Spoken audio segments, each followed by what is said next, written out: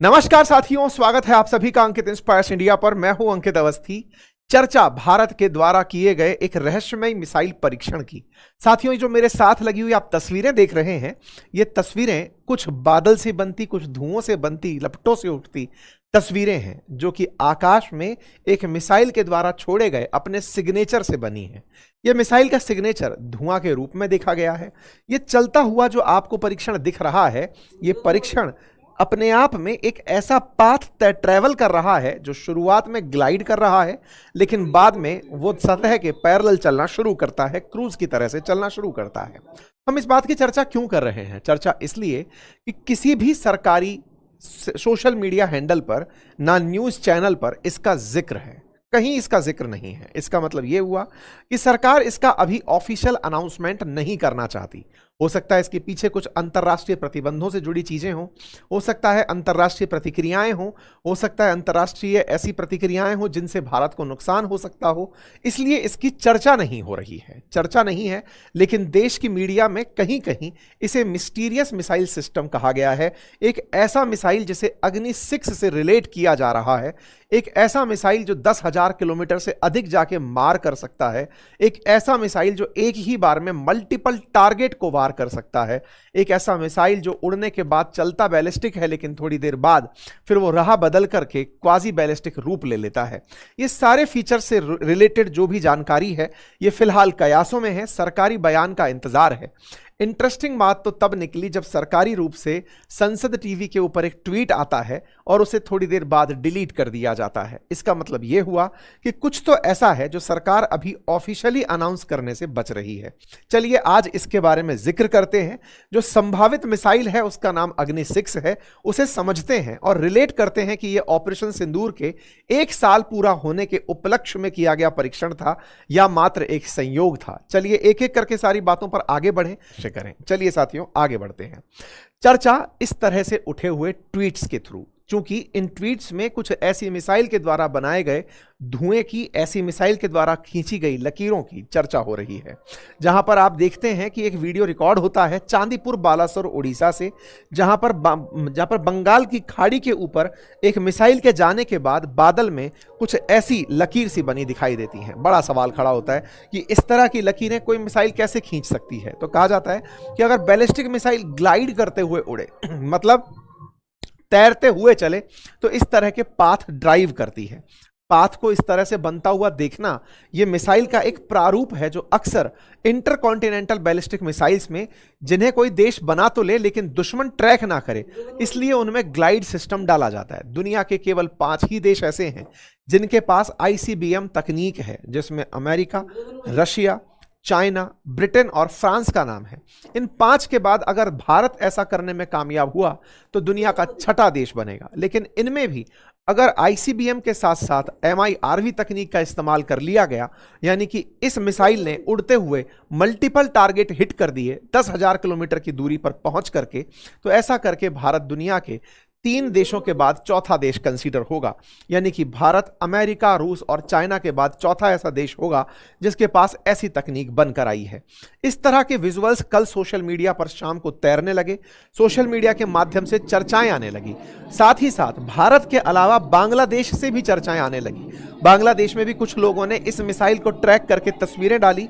Social media पर यह इस तरह से लिखा गया कि बांग्लादेशियों ने भी भारत के मिसाइल टेस्ट को इस प्रकार से कैप्चर किया है, देखा है। आप में से कुछ लोग पूछ सकते हैं कि ये मिसाइल जब इतना तेज चल रही हैं तो कैमरे में कैप्चर कैसे हो पा रही हैं? क्योंकि ये बहुत दूर उड़ते ऑब्जेक्ट हैं।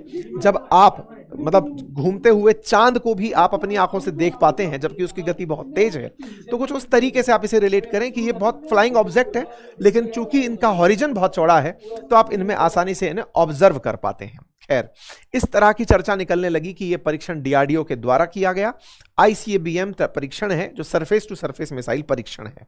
सरफेस टू सरफेस मिसाइल परीक्षण में इंटरकॉन्टिनेंटल मिसाइलें लेंथ के आधार पर, दूरी के आधार पर, डिस्टेंस के आधार पर सबसे दूर जाने वाली मिसाइल मानी जाती है। मिसाइल चलाने के बाद, यानी मिसाइल का जो प्रक्षेपण है उसके तरीके हैं।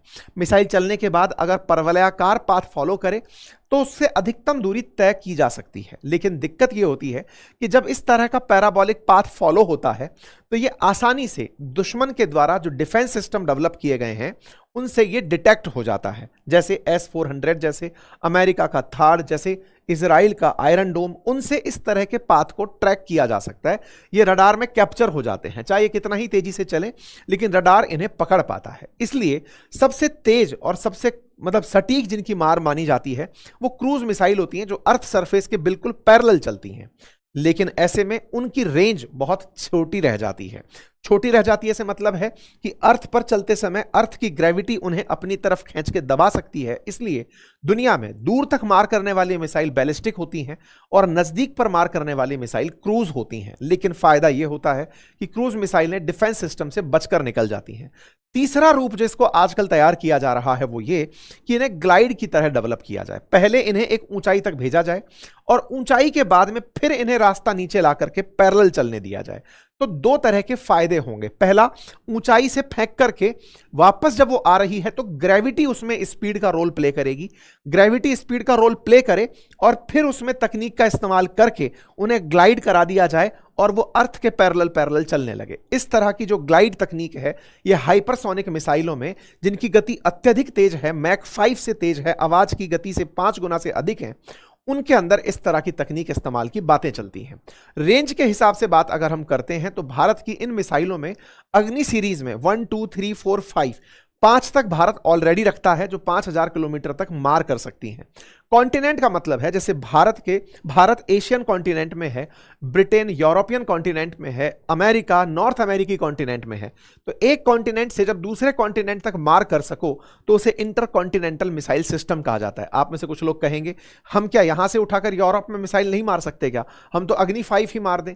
लेकिन किसी भी कॉन्टिनेंट पर आप नहीं मार सके। मतलब भारत से आप अंटार्कटिका शायद टच ना कर पाए, भारत से आप अलास्का टच ना कर पाए। इसके लिए आवश्यक होता है दुनिया के किसी भी कॉन्टिनेंट पर मार करने की क्षमता हो तो उसे आईसीबीएम तकनीक में माना जाता है। 10,000 किलोमीटर से अधिक तक मार कर सके इस तरह के मिसाइल सिस्टम को इस्तेमाल किया जाता है। तो भारत के पास अग्नि 5 प्रेजेंट है और यह वर्किंग में है, फिलहाल काम कर रही है, जो 29,401 किलोमीटर प्रति घंटे की रफ्तार से चलकर मार करने की क्षमता रखती है। यह मिसाइल अपने साथ में बहुत सारे न्यूक्लियर हथियार भी ले जा सकती है। काफी सारे जो भी वेपन्स आप इनके थ्रू ट्रैवल करना चाहते हैं, इनके ऊपर वॉरहेड के ऊपर रख करके भेजना चाहते हैं, वो इन्हें पेलोड के तरीके से भेज सकते हैं। इसकी स्पीड 24 गुना आवाज से तेज है। मैक 24 स्पीड से अग्नि 5 ट्रैवल कर सकती है। ये डीआरडीओ की वेबसाइट पर अग्नि की सूचना उपलब्ध है। कुछ इस तरह से अग्नि सिस्टम को इन्होंने 1 से लेकर 5 तक यहां पर लिस्ट किया हुआ है। तो क्या ये जो मिसाइल परीक्षण है ये केवल सोशल मीडिया के थ्रू ही बाहर आया या इसकी और कहीं जानकारी थी? साथियों, एक सोशल मीडिया हैंडल है डैमियल साइमन करके, जो भारत के नोटम्स को, अंतरराष्ट्रीय ट्रेवल्स को और मैक्सार के थ्रू आने वाले जो भी इमेजेस हैं उनको हैंडल करता है। इसने जानकारी दी थी 4 तारीख के दिन कि भारत नोटम जारी किया है 6 से लेकर 9 तारीख के बीच में। मतलब इस क्षेत्र में अगर कोई भी हवाई जहाज उड़ रहा है या पानी का जहाज चल रहा है तो उसे विदित रहे कि भारत ऐसा कोई परीक्षण कर रहा है। ये नोटिस टू एयरमैन जिसे नोटम कहते हैं, ये 6 से 9 मई के लिए जारी किया गया था। भारत ने 8 मई को परीक्षण किया, लेकिन इस नोटम में रेंज 3500 किलोमीटर की बताई गई थी कि हम 3500 किलोमीटर की रेंज का नोटम जारी कर रहे हैं। 3500 किलोमीटर की रेंज अग्नि 4 मिसाइल सिस्टम के पास है। तो अग्नि 4 का परीक्षण अब हम क्यों करेंगे जब हम अग्नि 5 में महारत हासिल कर चुके हैं? अब सवाल फिर बनता है, तो इसका मतलब हो सकता है अग्नि 4 का नाम लेकर अग्नि 6 का परीक्षण किया हो। असल में अग्नि 6 के ऊपर बहुत दिन से चर्चाएं चल रही हैं। चर्चाएं चलने का कारण है इंटरकॉन्टिनेंटल बैलिस्टिक मिसाइल का होना, यानी एक ऐसी मिसाइल जो दुनिया में अमेरिका को भी परेशान करेगी कि अब इनकी मिसाइल हम तक भी आ जाएंगी। ऐसे में संसद टीवी ने कल शाम को जब इस तरह की न्यूज चलती रही, आज सुबह 10 बजे संसद टीवी ने अपनी तरफ से एक ट्वीट किया, जो कि सरकारी न्यूज चैनल है, इसने ट्वीट किया कि भारत ने indigenous long range antiship hypersonic missile LRASHM का उड़ीसा के कोस्ट से सफलतापूर्वक परीक्षण कर लिया है। जब यह बात बाहर निकलकर आई तो फिर लोगों ने कहा चलो ठीक है, कल किसी ने अगर ये रेंज की मिसाइल मारी होगी तो हो सकता है 1500 किलोमीटर की रेंज की रही हो।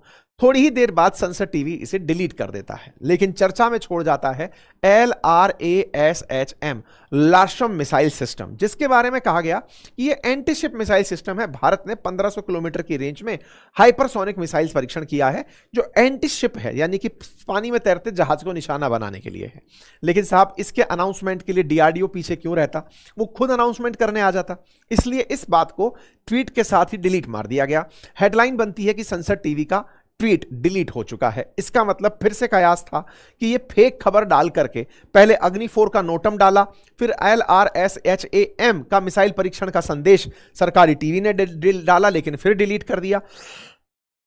तब ये चीज बहुत ज्यादा फिर चर्चा के अंदर तैरने लगी। इसी बीच में DRDO के जो चीफ हैं, उनका एक इंटरव्यू ANI के साथ हुआ था, वो वायरल होना शुरू होता है। DRDO के चेयरमैन है सतीश समीर वी कामत। उन्होंने फ्राइडे को अपने एक इंटरव्यू में, पिछले फ्राइडे को अपने एक इंटरव्यू में कहा, जब उनसे पूछा गया कि सर अग्नि 6 की तैयारी कैसी चल रही है, तो अब उन्होंने अपने इंटरव्यू में इस लाइन को इस तरह से कहते हुए कहा कि हम पूरी तरह तैयार हैं, बस सरकार आदेश दे दे।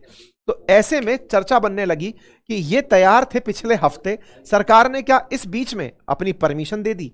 ये चर्चा फिर बड़ी बनती चली गई। बहस होती गई कि भारत इस तरह का परीक्षण कर रहा है, बता नहीं रहा है। लेकिन बीजेपी का जो सरकारी ऑफिशियल हैंडल है, बीजेपी दुनिया की सबसे बड़ी राजनीतिक पार्टी, उसका सबसे बड़ा ट्विटर हैंडल जिस पे मिलियंस में लोग फॉलो करते हैं, उस पर फिर एक ट्वीट आ जाता है। ये ट्वीट जब आता है तो उस ट्वीट में जानकारी आती है कि अग्नि 6 महाशक्ति बनने की ओर बढ़ता भारत। इसमें यह कहा गया कि भारत 10,000 किलोमीटर की मारक क्षमता और MIRV तकनीक के साथ अग्नि 6 इतिहास रचने के लिए तैयार है। यानी एक तरफ DRDO के चीफ का कहना, एक तरफ बीजेपी का हैंडल इस बात का अनाउंसमेंट करता हुआ देखना, और उस बीच में ऐसा परीक्षण हो जाना, ये सब चीजें एक साथ जैसे ही आती हैं, चर्चा तेजी से छिड़ने लगती है कि क्या भारत ने अपनी तरफ से यह मिसाइल परीक्षण कर लिया है। इसके साथ साथ इसकी ट्रैजेक्टरी की चर्चा होने लगती है कि मिसाइल पहले तो यूं उड़कर गई और फिर ये पैरेलल चलने लगी। ये क्वाजी बैलिस्टिक मिसाइल सिस्टम घातक मिसाइल सिस्टम माना जाता है। मिसाइलों की पैंतरेबाजी में इसे इस्तेमाल किया जाता है। अक्सर मिसाइलें या तो अपने इंजन के अंदर जो थ्रस्ट वेक्टरिंग है उसके थ्रू, यानी कि रॉकेट के पीछे जो थ्रस्ट वेक्टरिंग है उसके थ्रू दिशा बदलती हैं, या फिर एरोडायनेमिक फिन्स के थ्रू मिसाइलें अपनी दिशा बदलती हैं। तो बोले हो सकता है कि इसको बहुत उन्नत तरीके से विकसित किया गया हो और इसे MIRV तकनीक के साथ, यानी कि मल्टीपल एंट्री, मतलब टारगेट को ये कर सकता हो, टारगेट कर सकता हो, उसके साथ इसको विकसित किया गया हो। कुल मिलाकर अग्नि 6 का कयास बहुत तेज है, और अगर अग्नि 6 का भारत ने परीक्षण कर लिया है तो यह दुनिया को बता देने का समय टेक्निकली आ चुका है। जिस समय अमेरिका और इजराइल मिलकर के ईरान के साथ जंग में है, भारत अपना ऑपरेशन सिंदूर का 1 साल पूरा कर लेता है। बकायदा भारत अपने थ्रू अनाउंसमेंट ऑपरेशन सिंदूर के करते हुए बताता है कि हमने 100 पाकिस्तानी सैनिकों को मारा था, हमने कौन से टारगेट हिट किए थे, जहां पर आज भी कंस्ट्रक्शन का काम चल ही रहा है। भारत में हुए आतंकी हमले, पहलगाम में हुए आतंकी हमले के खिलाफ भारत ने 7 मई को अपनी तरफ से लश्कर ए तैयबा के ठिकानों को और जैश ए मोहम्मद के ठिकानों को पाकिस्तान में घुसकर तबाह किया था। 3 दिन तक चले इस पूरे कार्यक्रम में भारत के द्वारा पाकिस्तान को खूब सारा नुकसान पहुंचाया गया। भारत के द्वारा किया गया ये जो ऑपरेशन था, ये जो एक्ट था, उसकी आज भी एविडेंस इन तस्वीरों से खूब बयान होते हैं। पता चलता है कि भारत ने किस तरह से इनके ठिकानों को डेब्रिस में कन्वर्ट कर दिया था, कैसे आज भी ये तस्वीरें आपके सामने हैं। जैश के द्वारा वापस से इनकी रिबिल्डिंग चल रही है, ऐसी तस्वीरें वापस से दिखाई देना शुरू होती हैं। कुल मिलाकर के ये वो दौर था जब भारत के कारनामे की चर्चा फिर से होने लगी कि भारत ने ऑपरेशन सिंदूर में कितना तरीके से, एकदम टारगेटेड तरीके से मिसाइलों को यूज करते हुए दुश्मन को नुकसान पहुंचाया था। अब ये पाकिस्तानी पत्रकार भी इस तरह की चर्चा करते हुए दिख रहे हैं, जिसमें इस बात की तारीफ हो रही है कि भारत ने ब्रह्मोस जैसी मिसाइलों के थ्रू भारत के जो सिस्टम थे, उन्होंने ऐसी मिसाइलें चलाई जो बहुत ज्यादा एकदम फोकस्ड होकर के दुश्मन को मार रही थी, यानी पाकिस्तान में नुकसान पहुंचा रही थी। लेकिन पाकिस्तान का कोई भी मिसाइल सिस्टम भारत के अंदर कोई भी लोकेशन हिट नहीं कर पा रहा था। खैर, भारत की तरफ से एक प्रेस कॉन्फ्रेंस होती है जिसमें यह कहा जाता है कि 100 पाकिस्तानी सोल्जर मारे गए। इसके बाद में पाकिस्तानी बाहर आते हैं, वो केवल ये कहते हैं कि ये अंग्रेजी में क्यों बोल कर गए, क्या ये दुनिया को सुनाना चाहते हैं कि हमने पाकिस्तान का कितना नुकसान किया। खैर, पाकिस्तान पाकिस्तान है। हम और आप इस उम्मीद में हैं कि भारत डिफेंस सेक्टर के अंदर नई ऊंचाइयां छुए, भारत का अग्नि 6 भारत को और मजबूत करे और भारत निरंतर यूं ही प्रगति की राह में आगे बढ़ता रहे। आप लोग इसे कैसे देखते हैं, अपनी राय कमेंट बॉक्स में जरूर रखिएगा। चैनल पर नए हैं तो सब्सक्राइब कर लीजिए।